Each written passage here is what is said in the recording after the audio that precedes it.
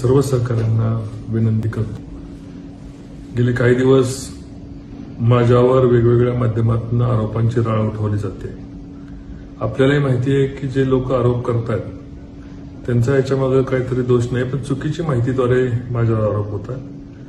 पण माझी आपल्याला कडकडून विनंती आहे की ज्या पद्धतीने मी काही ऑडिओ ऐकले, मग ते राष्ट्रवादीचे नेते महबूब शेख यांना असतील किंवा अंधारेताईंच्याबद्दल एकेरी पद्धतीने वाक्यरचना असेल, कृपया माझी विनंती आहे की आपण त्यांना संवैधानिक भाषेमधून आपण त्यांच्याशी लढूया।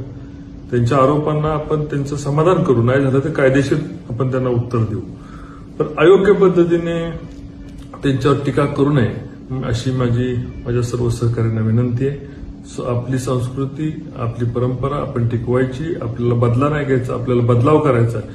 जी घोषणा आपण गेले 1 वर्ष दिलेली आहे त्या घोषणेला अनुकरून आपलं वागणं असावं। जय हिंद, जय महाराष्ट्र।